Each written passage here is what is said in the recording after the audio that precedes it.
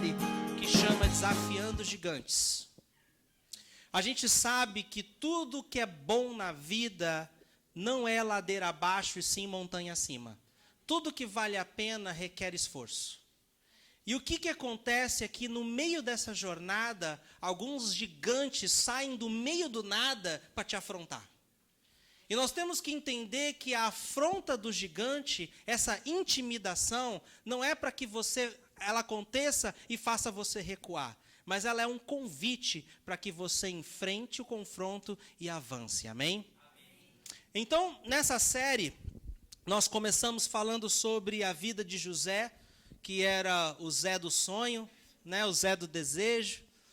E esse Zé, o José, foi um cara que enfrentou o gigante da solidão, o gigante da rejeição, e ele superou esses gigantes e teve êxito e fez grandes coisas. Depois nós falamos sobre Davi, o rei Davi, porque não dá para falar de gigantes sem falar de Davi. Davi foi um grande matador de gigantes. E ele não só foi um matador de gigantes, mas ele também preparou outras pessoas para matar gigantes também. Mas teve um gigante que nós falamos aqui que Davi não derrotou. Teve um gigante que derrotou Davi. E esse gigante nós aprendemos com a história que são os gigantes internos. Os gigantes dos nossos desejos. Os gigantes do desejo pecaminoso da nossa carne. E se nós não lidarmos com eles, eles lidam com a gente. Se nós não vencemos, ele nos vence. Então nós aprendemos aqui algumas ferramentas para derrotar esses gigantes internos. Se você está chegando agora nessa série, nós temos um canal no YouTube, você pode ter acesso a ele. Se você entrar na nossa página no Facebook, você pode ir lá curtir, seguir. Você tem um link lá, você clica no link, te leva direto para o YouTube e você vai poder assistir a primeira parte e a parte 2, ok? E hoje nós vamos falar sobre um outro matador de gigantes. E esse camarada falou uma frase muito interessante e eu quero que vocês, através dessa frase, adivinhem quem é, ok? Quem foi, parece até aquelas coisas de adolescente, né? Quem é aqui de igreja há mais tempo, na escola dominical, o professor chega, faz aquela charada e você tem que acertar. Quem na Bíblia disse, sede meus imitadores como eu sou de Cristo? Olha, tem gente bom de Bíblia aí, hein? Então, não deu nem tempo, né? Tem gente aqui que não faltou na escola dominical. É isso aí, Paulo. E hoje nós vamos aprender um pouco da história de Paulo. E ele disse, sede meus imitadores como eu sou de Cristo. Então, se você tem papel, caneta, anota no celular, porque Deus vai falar com você, amém? Eu tenho certeza que alguma frase, alguma história, alguma coisa vai conectar com algo que você está vivendo, algo que você está passando, e você vai poder colocar em prática essa palavra de Deus, e ela vai fazer toda a diferença na sua vida, amém? Então vamos imitar Paulo? Vamos imitar como ele superou os gigantes no seu caminho? Amém? Nós vamos continuar um pouquinho. Domingo que vem vocês não podem perder. Eu estava preparando essa palavra e eu tive uma ideia, uma coisa que é muito bacana e eu pensei, vou falar hoje.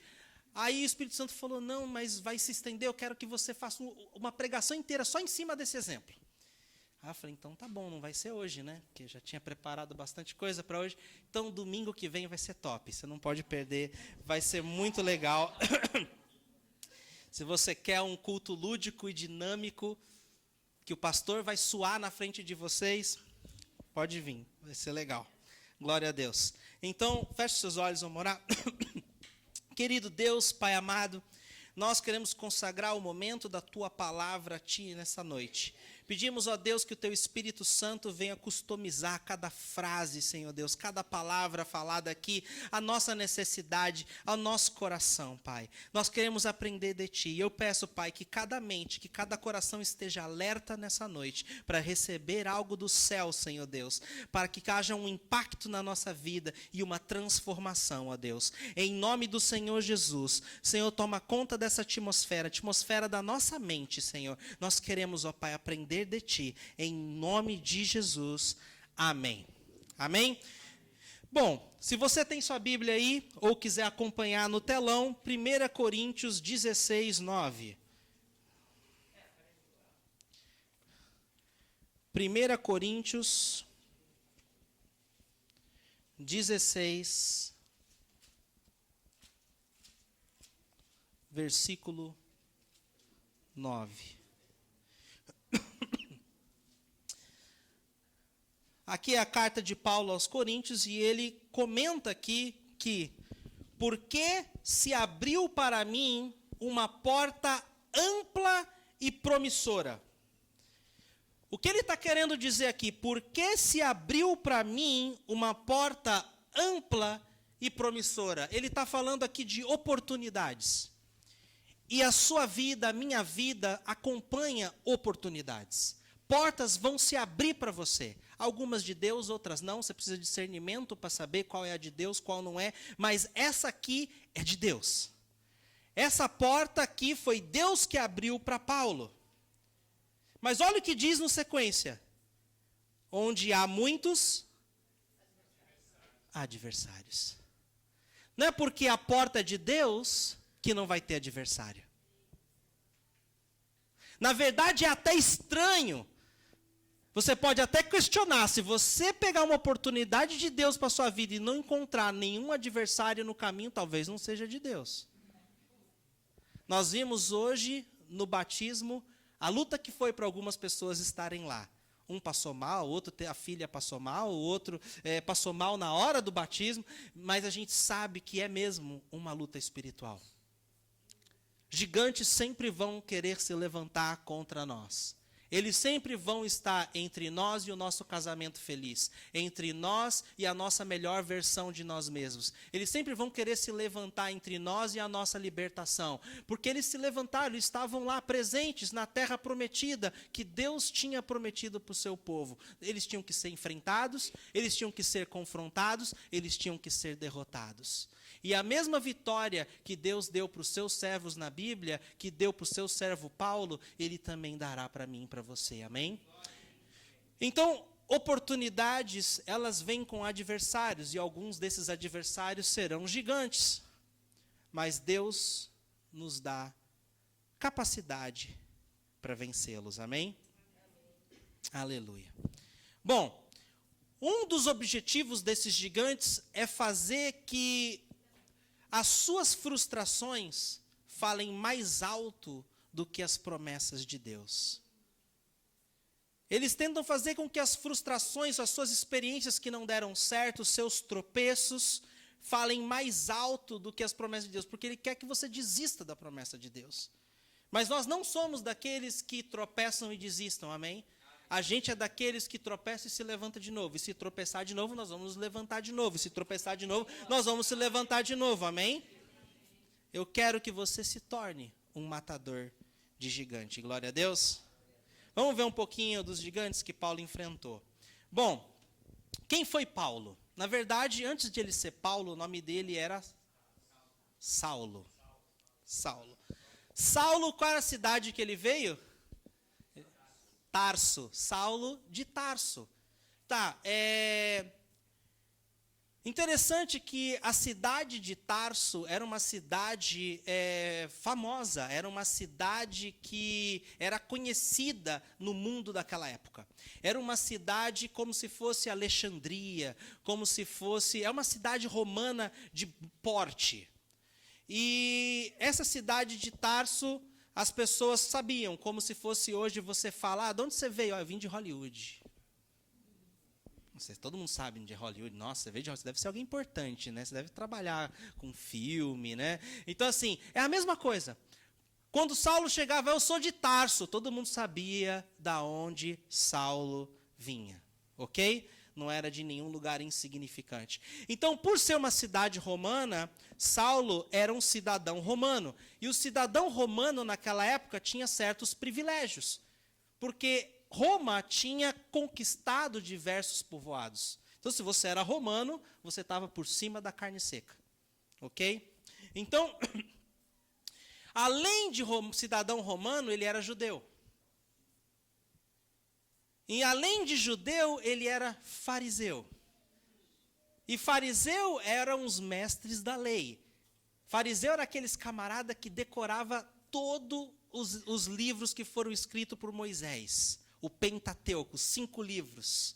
Ele sabia de cor, Gênesis, Deuteronômio, Levíticos, de cor e salteado, onde tinha vírgula, onde tinha ponto, onde tinha exclamação. E ele era um dos melhores fariseus. Ele foi ensinado pelo mestre Gamaliel. Esse mestre Gamaliel, pensa no top do top do top do mestre da lei, era ele. Todo mundo queria ser discípulo de Gamaliel. Dava status, dava prestígio. E Saulo foi um discípulo de Gamaliel, zeloso contra a lei. Haviam 613 leis, e Saulo praticava à risca todas elas. Jesus é tão bom, né? Imagina se você tivesse que decorar 613 leis e praticar todos os dias essas leis. Você ia ficar louco. Nós não iríamos conseguir. Mas veio Jesus, e Jesus resumiu as 613 leis em 2. Amai o Senhor teu Deus de todo o teu coração, de toda a tua força, de todo o teu entendimento, e amai o próximo como a si mesmo. Se você praticar essas 2 coisas, você acaba cumprindo por tabela 613 leis. Não é mais fácil assim? Jesus simplificou o que estava complicado. Amém? E o primeiro gigante que Paulo enfrentou é um gigante que todo cristão enfrenta. É o gigante que está entre você e a sua transformação. Se você não lidar com esse gigante, você não vai poder ser usado por Deus, porque Deus só usa alguém transformado. Você não vai poder ser um instrumento nas mãos de Deus, porque Deus precisa transformar você. Nós cantamos aqui uma música que vem rei, vem o rei. O rei, quando ele entra nas nossas vidas, ele vem para reinar, ele não vem para servir, não vem para se submeter a nós, é nós que nos submetemos a ele. E onde ele reina, ele abençoa. Ele não entra nas nossas vidas e fica de braços cruzados, ele entra na nossa vida e começa a trabalhar, sendo que ele criou algo que nos atrapalha muito, que é o livre-arbítrio. E você, com seu livre-arbítrio, você pode endurecer seu coração e evitar que Deus transforme áreas importantes da sua vida. Você fala, Deus, ó, fica com isso, aquilo outro, fica com a sala de estar, fica com... Mas esse quartinho aqui, ó, eu cuido. E eu creio que Deus quer confrontar esse quartinho no seu coração, que você ainda não deixou ele entrar.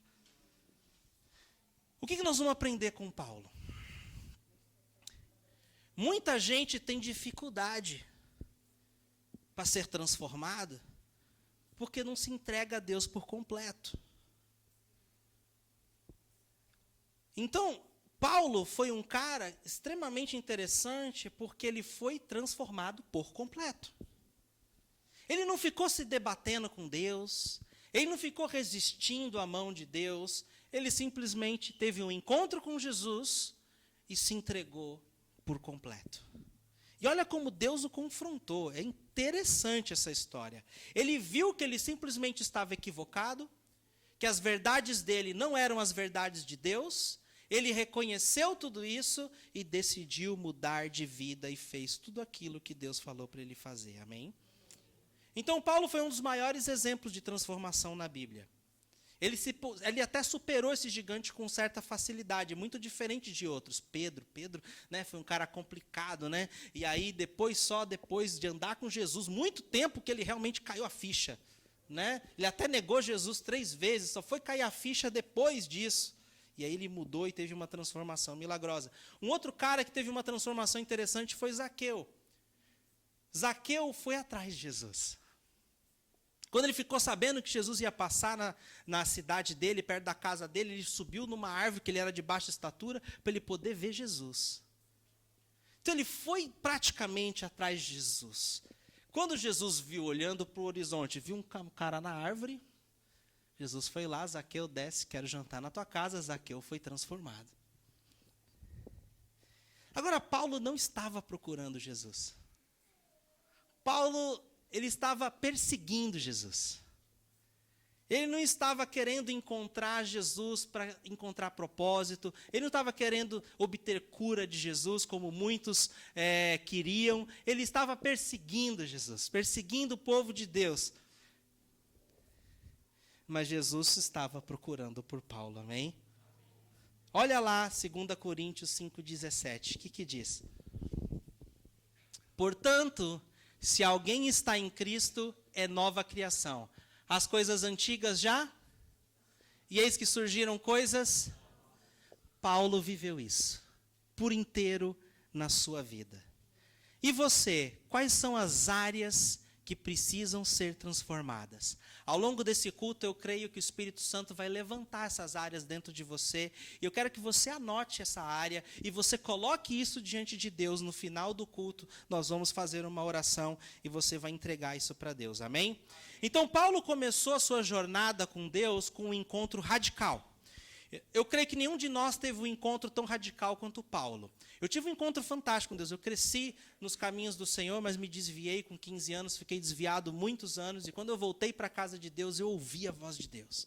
Foi muito louco. Quando eu pisei na igreja, depois de muitos anos afastado, lá na Austrália, na nossa igreja C3, lá de Sydney, estava fazendo intercâmbio lá. Quando eu botei o pé no templo, Deus falou: filho, essa é tua casa. Para de correr. Aquilo mexeu comigo, eu ainda resisti um pouquinho, eu ia mais ou menos para a igreja, né? Assim, mas depois eu mergulhei de cabeça e vi que era isso mesmo. Mas olha que encontro radical que Paulo teve. Atos, capítulo 9.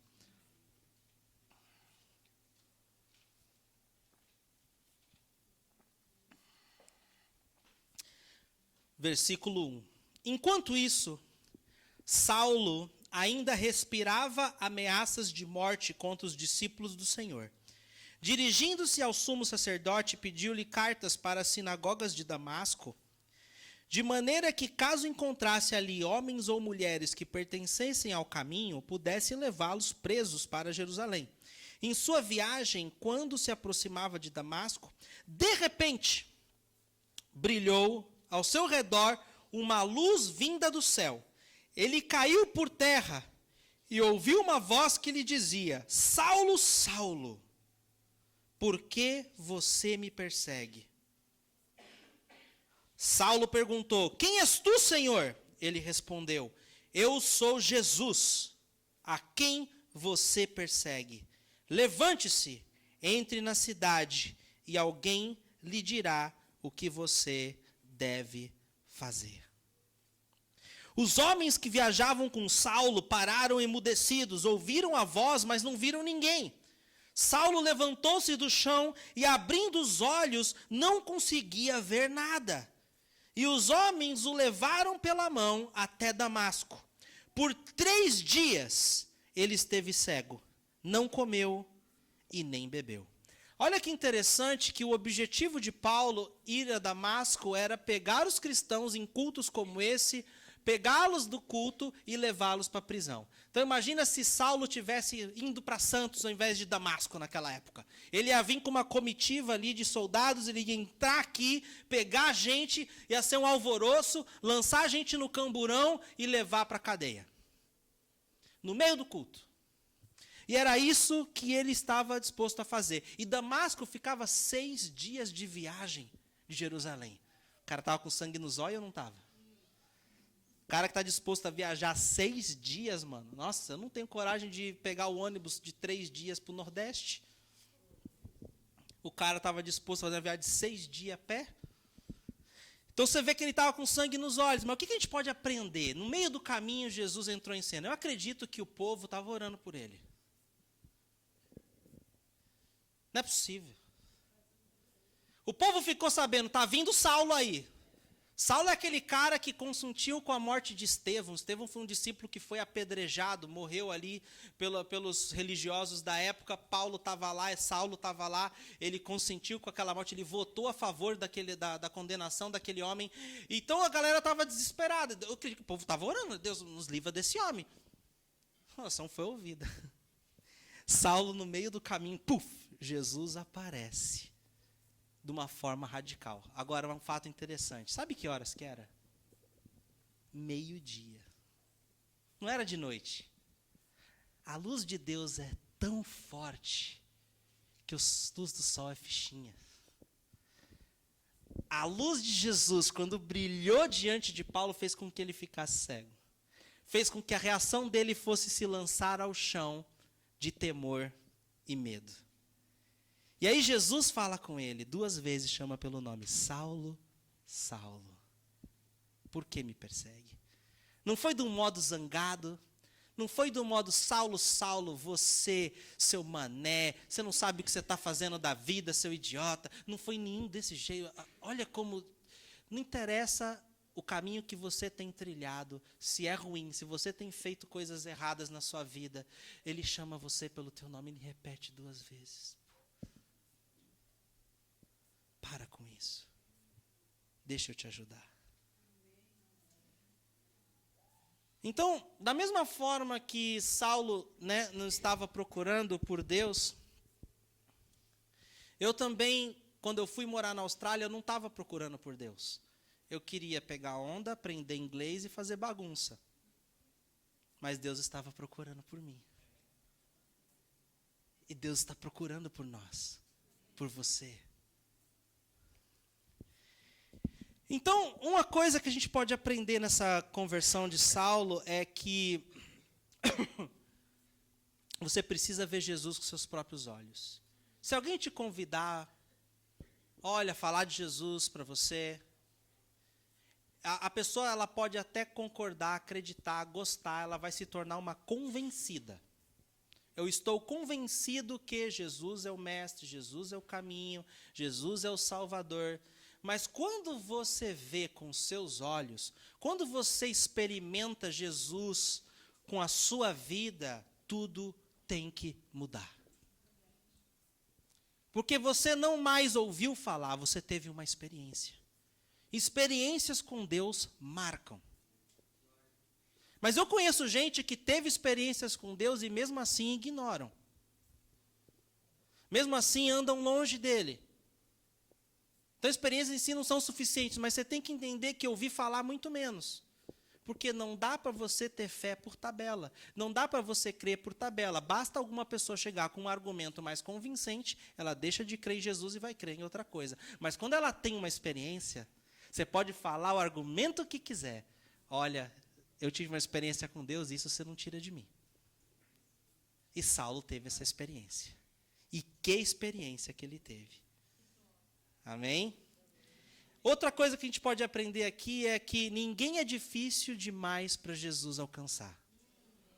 Se Saulo foi alcançado por Jesus, o seu parente, os seus pais, os seus irmãos, o seu vizinho, o seu amigo, não importa se ele é do PCC, não importa se ele é um mau caráter, não importa. Se Saulo foi alcançado por Deus, qualquer um da nossa família, qualquer um do nosso ciclo de amizade pode ser alcançado por Deus. Amém? Aleluia! Vamos aplaudir o Senhor, glória a Deus. Saulo era um perseguidor de cristãos, ele botava a galera na cadeia, ele consentia com a morte de cristãos, ele obrigava os cristãos a blasfemar e a negar Jesus. Olha que cara ruim. Se teve jeito para ele, tem jeito para qualquer um, amém? Até era tão interessante que muitos custaram a crer na conversão de Saulo. As pessoas não davam crédito para ele. Quando ele começou a pregar, falaram, você é louco. Ele é espião, 007, está infiltrado. Ele está fingindo que se é convertido, que é um discípulo, acabou que vai prender todo mundo. Era o que a galera pensava. Demorou para as pessoas darem crédito para ele. Demorou para os apóstolos aceitarem ele. Se não fosse um camarada chamado Barnabé, tipo, olha, não, ele mudou, ele não é mais aquele cara, porque ele tinha uma fama, as pessoas tinham medo dele. Mas ele mudou, amém? Então, o interessante é que, mesmo quando Saulo era questionado, ele não desistia. A Bíblia fala que ele continuava pregando com ousadia. Ele continuava seguindo o seu propósito, mesmo quando as pessoas não acreditavam nele. E você? Vamos ser imitador de Paulo? Mesmo quando as pessoas não acreditarem em você, quando os membros da sua família não acreditarem no seu chamado, no seu potencial, as pessoas que estão perto de você, continue. Porque tem uma tendência das pessoas que nos conhecem há muito tempo, de elas sempre se lembrarem da gente pelo que a gente era. Nossa família é assim. Eu sempre vou ser o Fabinho para minha tia, para o meu tio, nunca vou ser pastor para eles. Não adianta. Posso pintar e bordar, aparecer na televisão, fazer o que for. Sempre vou ser o Fabinho, ela vai lembrar das fraldas que ela trocou minha, vai lembrar. Ela viu minha identidade. Tem coisas que não mudam. Então, gente, o que eu quero compartilhar com vocês é que você tem que saber lidar com isso. E crer em quem te chamou. E continuar avançando mesmo. Eu lembro quando eu dei a notícia para meu pai que eu ia ser pastor. Ao invés de ele jogar um balde de querosene para me incentivar, ele jogou uma piscina olímpica de água gelada sobre mim. Você vai viver do quê? O que vai ser da tua vida? Ai, meu Deus! Sônia! Nosso filho quer ser pastor.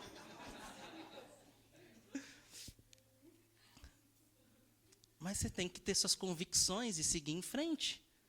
Saulo tinha suas convicções, ele teve um encontro com Jesus e nada iria mudar aquilo. E passou-se um tempo, ele foi reconhecido pelos apóstolos, ele foi endossado pelos apóstolos e ele se tornou um apóstolo. E ele escreveu 2 terços do Novo Testamento. Ninguém escreveu mais livros do que ele aqui na Bíblia. Ele plantou diversas igrejas pessoalmente. Acho que foram 15, se eu não me engano, ou mais. Olha que fantástico a vida desse homem. Outra coisa que a gente pode aprender aqui na conversão de Saulo é que nós devemos ter cuidado com o engano. Saulo não tinha ideia que ele estava perseguindo Jesus. Ele, na cabeça dele, ele estava agradando a Deus. Porque os fariseus não reconheceram que Jesus era um Messias. Para eles, Jesus era um arruaceiro. Ele estava trazendo desordem e caos. Porque Jeová era Deus, o Messias ainda ia vir, e eles não achavam que o Messias ia vir daquela forma tão humilde, montado num jumento, filho de um carpinteiro, vindo de Nazaré. Nazaré é uma cidade insignificante. Eles não tinham essa dimensão, não conseguiram enxergar a divindade de Jesus, o Mestre Jesus, a graça de Deus com a vinda de Jesus. Eles achavam que Jesus ia vir como um príncipe, ia vir forte, robusto, um general de guerra, que ia expulsar César, ia destronar o Império Romano, ia mandar todo mundo embora, com carruagens. Mas Jesus veio de uma forma bem diferente. E eles estavam cegos. Paulo estava cego. E ele pensou que atacar os cristãos era um serviço a Deus. Eu fico imaginando hoje, tem pessoas que acham que estão servindo a Deus, mas estão servindo mais a si mesmo ou ao próprio diabo. E a gente tem que tomar cuidado se nós não estamos enganados. Porque às vezes você pensa mesmo, nossa, olha para mim, estou servindo a Deus, estou causando aqui demais. Está totalmente equivocado. Jesus não está feliz com o que você está fazendo. Então a gente precisa entender, ver, Deus, e aí? Me confronta aqui. Sonda meu coração. Como estão as minhas motivações? Eu estou te servindo por amor e alegria, sendo obediente, ouvindo a tua voz, ou estou fazendo aquilo que me dá na telha, alimentando o meu próprio estômago, alimentando o meu ego? É perigoso. Eu conheço muitos cristãos que caem nessa armadilha. E essa armadilha leva você a se tornar um religioso. Cuidado com o engano. Paulo estava equivocado. Olha o que diz Filipenses 3:17. Filipenses 3:17.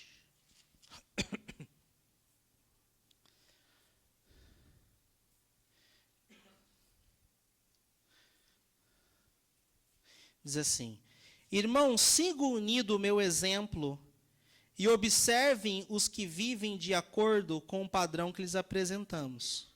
Pois, como já lhe disse repetidas vezes e agora repito com lágrimas, há muitos que vivem como inimigos da cruz de Cristo. Então, Paulo estava dizendo aqui que muitas pessoas vivem como inimigos da cruz. Será que eu sou um? O destino deles é a perdição. O seu Deus é o estômago. E eles têm orgulho do que é vergonhoso. Só pensam em coisas terrenas. Mas a nossa cidadania, porém, está nos céus, onde esperamos ansiosamente o Salvador, o Senhor Jesus Cristo, pelo poder que o capacita a colocar todas as coisas debaixo do seu domínio. Ele transformará nossos corpos humilhados, tornando-os semelhantes ao seu corpo glorioso. Então, Paulo aqui ele está dizendo que há pessoas que são inimigas da cruz, e às vezes a gente pode ser um inimigo da cruz sem saber. Cuidado com o engano. Saulo era um inimigo da cruz. Mais adiante ele comenta que ele era um dos piores, inclusive. E ele passou 3 dias cegos depois de ver Jesus.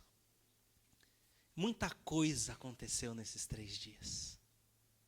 A Bíblia fala que ele não comeu e nem bebeu. Eu fico imaginando que ele ficou em estado de choque em ter visto Jesus. Ele sabia quem era Jesus. Talvez Saulo chegou até a ouvir Jesus pregando em alguma sinagoga. Talvez ele até viu Jesus operar algum milagre. Ele devia de ser adolescente na época. A gente não tem dados assim tão precisos. Mas eu imagino que ele sabia quem era Jesus. O Messias que foi crucificado, ele sabia, ele só não dava crédito que ele era o Filho de Deus, mas ele sabia quem era a pessoa de Jesus. Então, quando Jesus apareceu para ele, ele perguntou quem é o Senhor, quando ele falou, eu sou Jesus, ele já foi lembrando. Jesus, aquele cara que mataram, aquele cara que foi crucificado, aquele cara que dizem que ressuscitou, mas não ressuscitou, eu não acredito nessa história. Aí, esses 3 dias que ele ficou cego, ele ficou só tendo a sua teologia frustrada. Ele conhecia a Bíblia, mas ele não via o Deus na Bíblia. Porque ele não reconheceu Jesus, mas naquele momento ele começou. Aí tudo começou a fazer sentido para ele.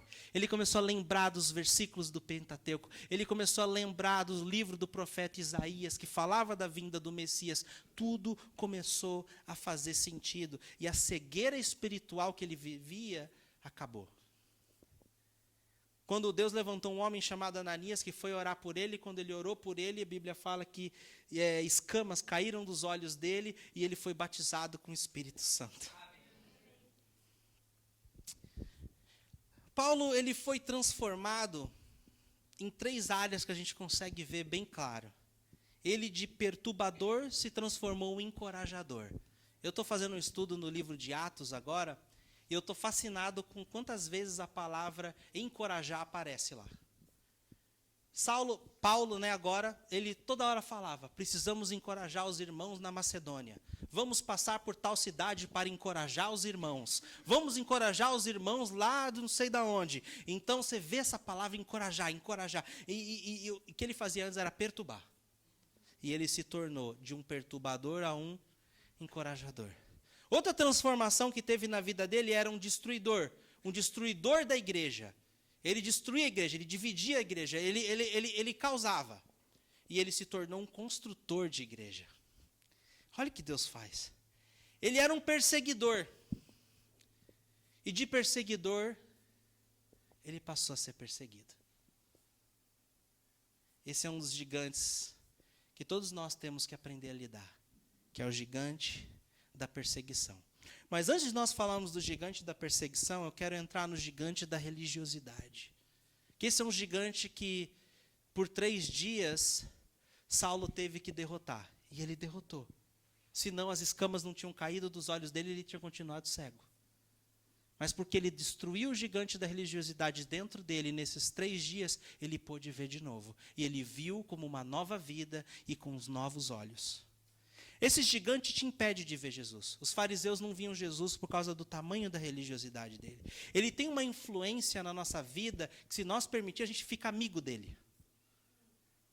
Não é aquele gigante que te dá medo, que faz você correr, não, ele vira teu brother.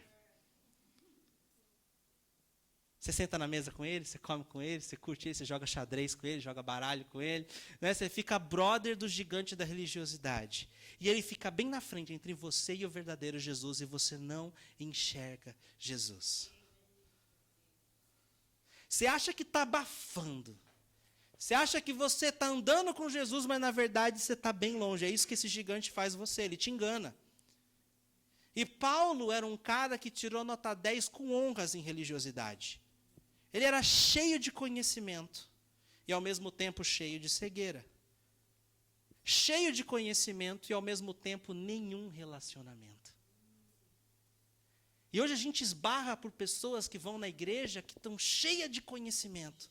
Conhece de Gênesis a Apocalipse, mas não tem nenhuma intimidade com Deus. Eu prefiro aquele camarada 1000 vezes que não sabe ler nem escrever, mas tem um tete a tete com Deus, que o cara abre a boca e você fala, nossa, esse cara esteve com Deus. Os humildes serão... Porque um religioso dificilmente é humilde. Porque a Bíblia fala que o conhecimento infla, estufa, e o amor edifica. O religioso tem um eu bem grandão. Saulo era assim. Mas quando ele virou Paulo, ele mudou. A Bíblia fala que ele passou a ouvir as pessoas. Teve um tumulto em Éfeso, uma época que ele estava pregando lá, que os caras queriam matar ele, queriam perseguir ele, queriam pôr ele na prisão. E ele queria ir lá, se explicar. E alguns discípulos chegaram assim, que tinham se convertido por ele, né, com a mensagem que ele pregou, falou, não vai lá não, Paulo. Ele ouviu, acatou, não vou mesmo, vocês têm razão. Ele passou a ser uma pessoa humilde, que ouvia as pessoas que estavam abaixo dele. E é extremamente importante a gente aprender isso. Olha o que diz 1 Coríntios 8. O conhecimento traz orgulho, mas o amor edifica. Quem pensa conhecer alguma coisa, ainda não conhece como deveria. Mas quem ama a Deus, esse é conhecido por Ele. Quem quer ser conhecido por Deus aqui? Amém? Então, a religiosidade, ela exclui. Os religiosos não enxergavam Jesus. Teve um momento que Jesus estava na casa de um religioso chamado Simão o leproso. E no meio do jantar, uma mulher que tinha um monte de pecado, correu, invadiu a festa, invadiu o jantar, entrou de penetra, se ajoelhou aos pés de Jesus e começou a chorar. E as lágrimas dela começaram a lavar os pés de Jesus, e com os cabelos dela ela enxugava os pés de Jesus, e esse Simão leproso virou e pensou, se Jesus fosse profeta, se ele fosse homem de Deus, ele saberia quem é essa gentalha, quem é essa mulher cheia de pecado, e não permitiria que ela tocasse nele. Então, Jesus escandalizava os religiosos porque ele comia e bebia com pecadores. Com pessoas do pior porte, ele se assentava com eles. Mas ele não se assentava para compartilhar do pecado deles, se assentava para influenciar eles e transformar a vida deles. Mas os religiosos achavam que Jesus estava errado. Que audácia! Filho de Deus, que estava presente. Quando Deus disse, haja luz e houve luz, Jesus já estava lá. Que audácia minha, sua, de qualquer um, querer dizer que Jesus estava errado? Come on. A religiosidade exclui, desagrega. E você identifica um religioso com facilidade, é só olhar como ele trata as pessoas. É só você olhar para os frutos. A Bíblia fala que a gente conhece a árvore pelos... Ninguém consegue usar uma máscara por muito tempo. Uma hora andando com a pessoa, você vai perceber. Esse cara é muito religioso, essa menina é muito religiosa. Então, porque quando você tem relacionamento com Jesus, não tem como evitar, você se torna como ele. É impossível a pessoa andar com Jesus e não ficar parecido com ele. Se a pessoa diz que é cristão há 5 anos e não se parece com Jesus, é porque ela não está andando com Jesus. Ela tem o título de cristão, ela vai à igreja, talvez ela lê a Bíblia do jeito dela, ela vai aos cultos, mas se ela não se parece com Jesus, desculpa, não está andando com Jesus. Porque nós somos assim, nós somos seres humanos. Se você começa a andar com alguém, você começa a pegar os jeitos dessa pessoa. Eu não demoro 2 dias. Se eu for para o Nordeste, eu estou falando nordestino. Oxente, bichinho, tu visse. É 2 dias, já estou igualzinho. Estou me empolgado agora com as férias. Nós vamos tirar umas férias, nós vamos para o Balneário Camboriú. Você já viu os catarinenses falando? Que eles chamam de barriga verde lá. Então, nós vamos passar umas férias lá no sul. Então, eu vou voltar, vou pregar domingo na minha volta diferente. Pode esperar, já vou estar falando igualzinho a eles lá. Quando você está com Jesus, tem que ser a mesma coisa. Você começa a pegar o jeito de Jesus. Se não está pegando, tem coisa errada. Você não está deixando ele te transformar. Paulo deixou. Por isso que ele pôde dizer com convicção: sede meus imitadores como eu sou. Que você possa dizer essa frase com convicção. Para alguém que está chegando agora na fé.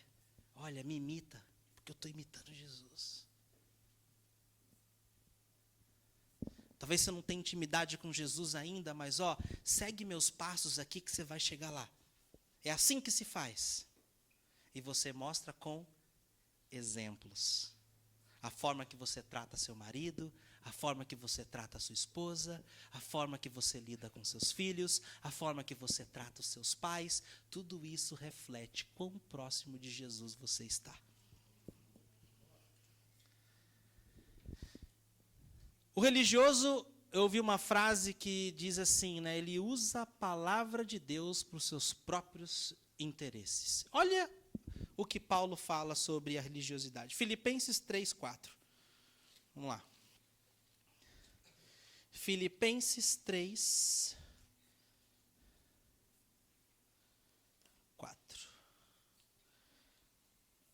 Diz assim: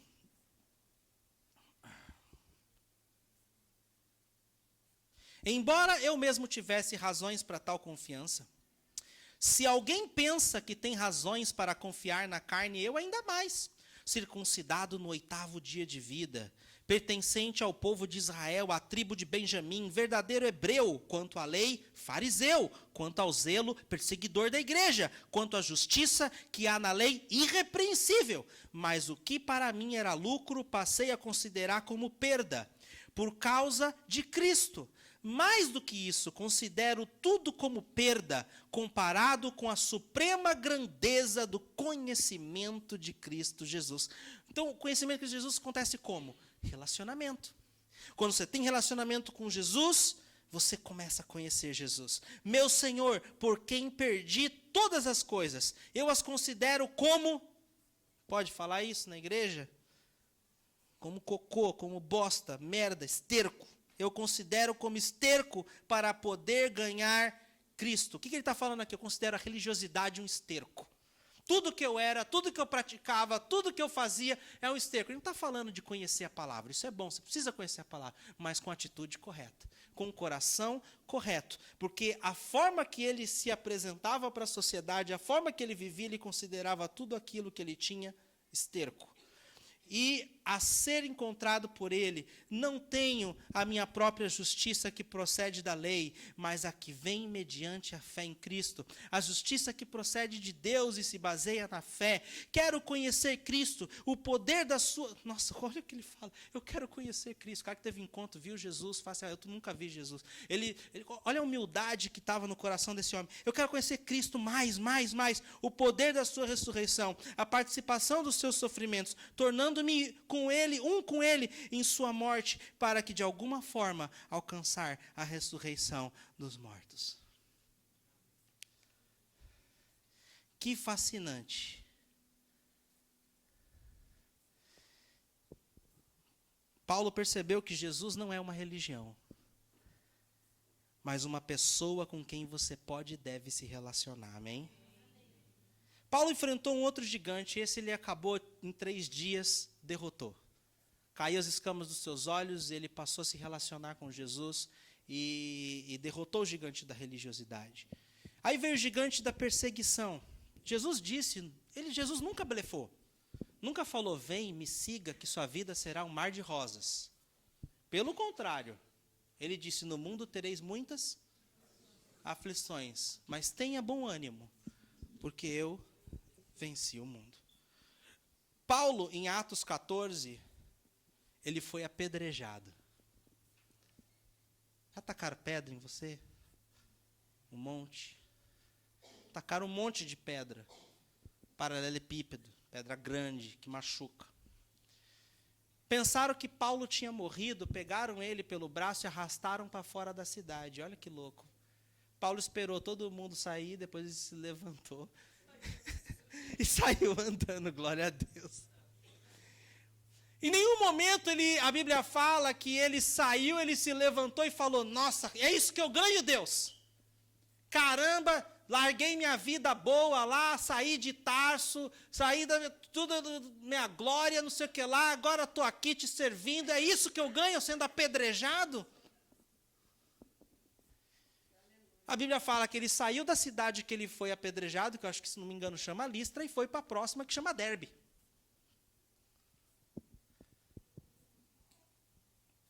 Então, e o que ele estava fazendo em Listra para ser apedrejado?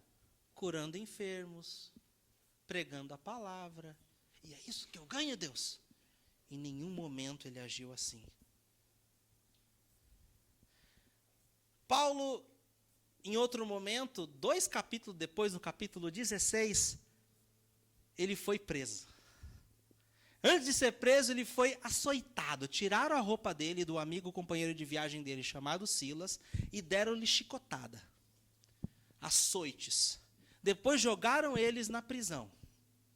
Tempo indeterminado, sem direito à fiança. Posso ligar para o advogado? Não. Fica aí. Por que ele foi preso? Porque ele expulsou um demônio. Ele expulsou o demônio de uma mulher, que era adivinha, que dava lucro para os seus senhores, expulsou o demônio, a mulher não podia mais adivinhar, e aí deram uma tramóia, botaram eles na cadeia, eles apanharam um monte. Em nenhum momento ele também chegou para Deus: é isso que eu ganho, Deus. Olha o que ele fez, Atos 16, 22.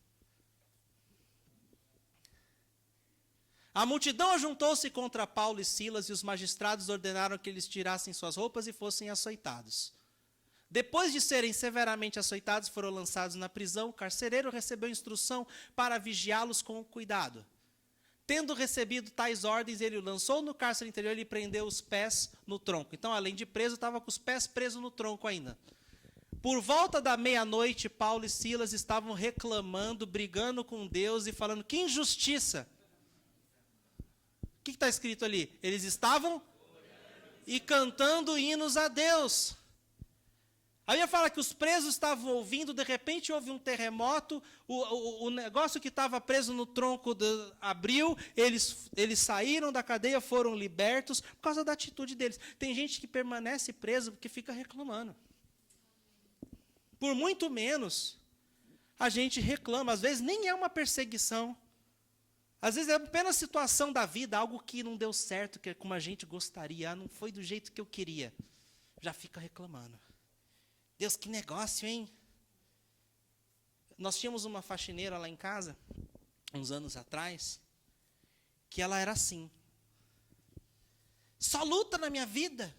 Depois que eu virei crente, nossa, era muito melhor minha vida no Egito. Minha vida de pecado, nossa, o diabo não me incomodava. Vou abandonar Jesus, foi isso que ela fez. A mulher tinha ficado 3 anos na igreja, 3 anos sem fumar, voltou para o cigarro. Quando ela voltou uma atitude esquisita. A gente não teve outra forma a não ser mandá-la embora. Tudo mudou na vida da mulher. A atitude dela fedia. Ela começou a afrontar a gente, a desrespeitar a gente. Ela apontou o dedo na cara da minha esposa, desrespeitou a gente. Por quê? Porque o Espírito Santo saiu dela. De tanta murmuração, você não aguentou. Então, não fique murmurando, amém? O Espírito Santo pode sair de você. Você não vai gostar depois. Então, às vezes coisas acontecem como a gente não quer, a gente já sai do eixo e perde a linha. Ai, já vou desistir, não quero mais Deus, não quero. Gente, persevere. A gente não passou por nem um pouquinho. Milhares de cristãos estão sendo mortos todos os dias. Centenas pelo Estado Islâmico, por esse cara. Ninguém fala nada, a mídia abafa, mas a gente sabe. O povo de Deus é perseguido mesmo. Vença esse gigante. avance. Amém? Paulo teve duas pessoas importantes. Queria chamar a banda aqui, por favor. Nós vamos encerrar com isso. Paulo teve duas pessoas extremamente importantes na sua vida. Uma pessoa chamada Ananias. Esse cara, Ananias, era um homem de Deus. Ele não era ninguém importante. Ele era um homem de Deus. Que ajudou Paulo no começo da sua conversão. Que orou por ele para que caísse as escamas dos olhos dele. Que orou para ele para que ele fosse batizado pelo Espírito Santo. Se não fosse Ananias, Paulo não teria tido a plataforma para ele se lançar e começar a pregar e começar a se tornar quem Deus queria que ele fosse. Depois de Ananias, apareceu um outro camarada chamado Barnabé. Barnabé era o encorajador, era aquele que incluiu Paulo com seus amigos. Olha, Paulo, eu tenho muitos amigos, eu sou amigo dos apóstolos, eu sou amigo de muita gente legal que vai poder reconhecer seu chamado, que vai poder te amar. E ele incluiu, Barnabé incluiu Paulo na sua rede de relacionamentos.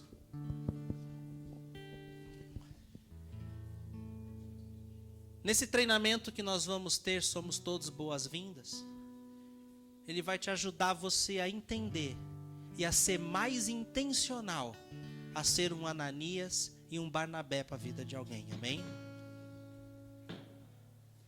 Eu tive um Ananias chamado Roger, um senhor que não desistiu de mim, que ia me buscar em casa. O cara era enfermeiro, trabalhava de turno no hospital, virava à noite trabalhando, e ele ia me buscar virado da noite para que eu não perdesse o culto na igreja. Ele ia lá na minha casa, que na época eu não tinha carro, ele me pegava e nós íamos para o culto. Chegávamos no culto, mas ele me levava. Podia estar em casa dormindo. Ele foi um Ananias na minha vida. Depois Deus levantou um Barnabé. Pastor Phil Taylor, nunca vou me esquecer desse homem. Ele me apresentou para os outros pastores da igreja. Ele reconheceu o meu chamado, viu o meu potencial e falou para todos os pastores e líderes da C3: nós temos que investir nesse rapaz. Vamos mandar ele de volta para o Brasil. Ele tem um grande futuro.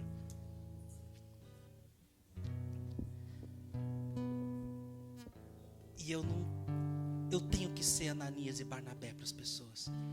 Você precisa ser Ananias e Barnabé para alguém. É extremamente importante que você retribua aquilo que você recebe, amém? Paulo depois fez isso. Ele retribuiu o que Ananias fez na vida dele, na vida de Timóteo, na vida de Tito. Ele retribuiu o que Barnabé fez na vida dele, na vida de muitos outros homens. Silas, entre outros. Ele foi extremamente transformado. 1 Timóteo 1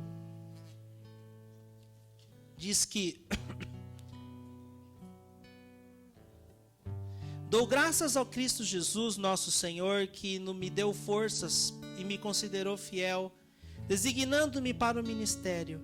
A mim anteriormente eu fui blasfemo, eu fui perseguidor, eu fui insolente, mas alcancei misericórdia, porque eu fiz por ignorância na minha incredulidade. Contudo, a graça do nosso Senhor transbordou sobre mim com fé e o amor que estão em Cristo Jesus. Esta afirmação é fiel, digna de toda aceitação. Cristo Jesus veio ao mundo para salvar os pecadores, dos quais eu sou o pior. Mas por isso mesmo alcancei misericórdia para os que em mim, o pior dos pecadores, Cristo Jesus, demonstrasse toda a sua grandeza, a grandeza da sua paciência, usando-me como um exemplo para aqueles que nele haveriam de crer na vida eterna. Ele era insolente, perseguidor, blasfemo. Aí quando você vai para o livro de Efésios, olha o que Deus faz com a pessoa. Quando você vai para o livro de Efésios, logo no primeiro versículo do capítulo 1, ele diz: Paulo, apóstolo de Cristo Jesus, pela vontade de Deus. De blasfemo, de insolente, apóstolo de Deus. Apóstolo significa aquele que é enviado por Deus. O que está impedindo você de ser transformado por completo? Qual área da sua vida ainda está bagunçada? Porque onde Deus habita, Ele reina. Ele não consegue entrar num lugar que está desarrumado e não arrumar. Se tem alguma área na tua vida que não está arrumada, é porque você ainda não deixou Jesus entrar. Se é a tua área sentimental, se é a tua área emocional, se é algum relacionamento, se é o teu casamento que não vai bem, se é o teu relacionamento com seu pai, com sua mãe, com seu filho. Se está desarrumado é porque Jesus ainda não está reinando absoluto nesse lugar, nessa área na tua vida. São suas finanças,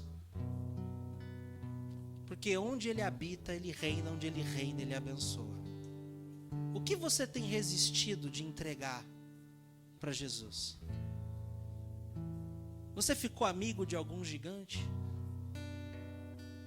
que acha que está andando com Jesus e não está? Eu quero lhe dizer que da mesma forma que Paulo foi chamado, você também foi.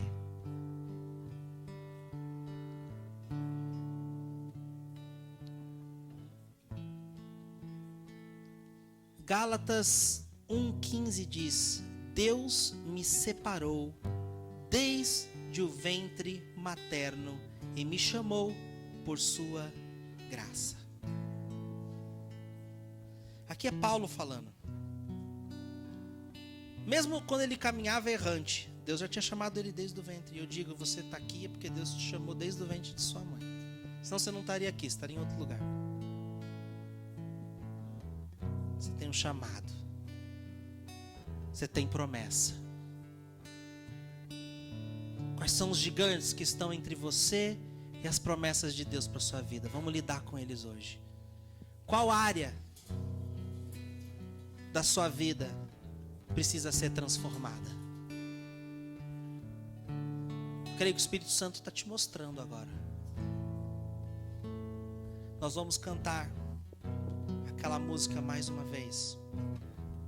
E eu vou pedir para você se colocar de pé.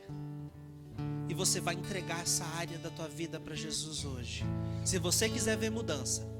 Se você não quiser ver mudança, acha que está legal, você não entrega. Mas não te garanto, acredito que não vai melhorar nada. Mas se você quer tudo aquilo que eu mencionei aqui, aproveite esse momento dessa canção para fazer isso. O culto está se estendendo um pouquinho, mas o Espírito Santo está nesse lugar e a gente não pode mandar ele embora. Vamos aproveitar. Se você tiver um compromisso, está com pressa, nós não vamos demorar muito, mas você está livre para poder ir para casa. Mas se você não está com pressa, não tem um compromisso, fique, entregue esse momento, aproveite. Deus quer falar com você, Deus quer fazer algo na tua vida, amém? Vamos lá, só mais uns minutinhos. Deixa Ele te moldar. Ele tem planos lindos para sua vida. Ele quer te forjar e fazer de você um instrumento de justiça. Um instrumento que de honra e glória é o nome dele. Você vai viver aventuras maravilhosas.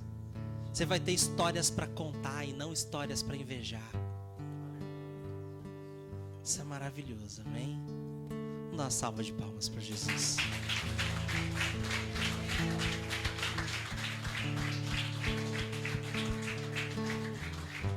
Só tem uma coisinha que eu queria fazer antes da gente ir embora. Vou pedir para você se sentar só um segundinho. Fica com seus olhos fechados.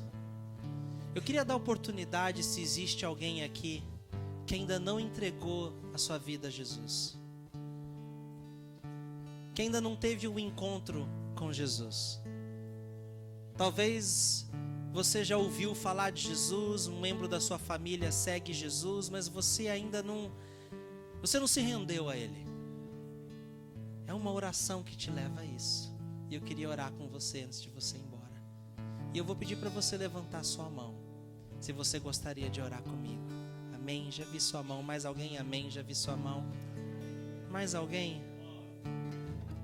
Ou talvez você já caminhou com Jesus um tempo atrás e por algum motivo você se distanciou, seu coração se esfriou, frustrações entraram e faz tempo já que você não sente aquele calor de Deus, que você não sente aquele abraço de Deus, e hoje você gostaria de voltar para Ele.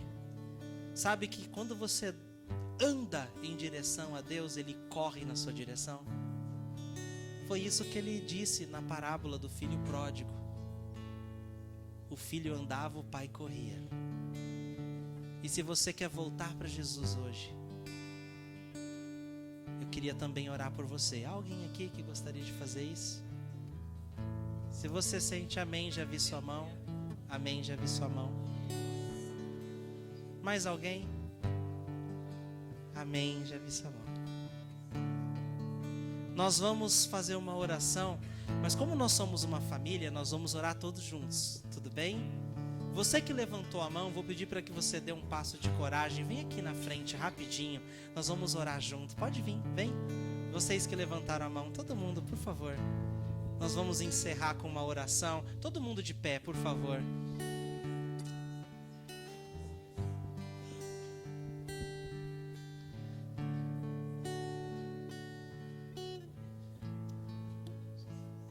Você que não levantou sua mão, mas acha que deveria estar aqui na frente, por algum motivo você não está à vontade para vir na frente, você pode ficar no seu lugar, mas faça essa oração com o coração aberto, amém? Querido Deus, nessa noite, eu te convido, faz morada na minha vida, me ajuda a seguir os seus caminhos, e jamais te abandonar.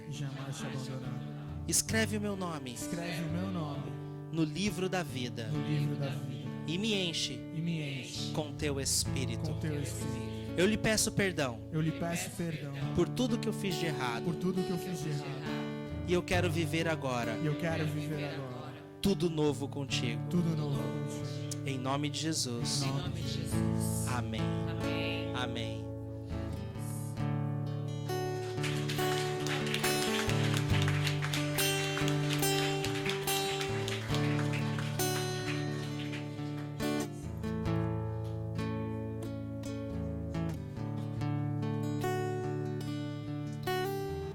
Pai, obrigado por esse culto, obrigado por cada filho teu aqui. Leva-nos em casa com segurança, Deus.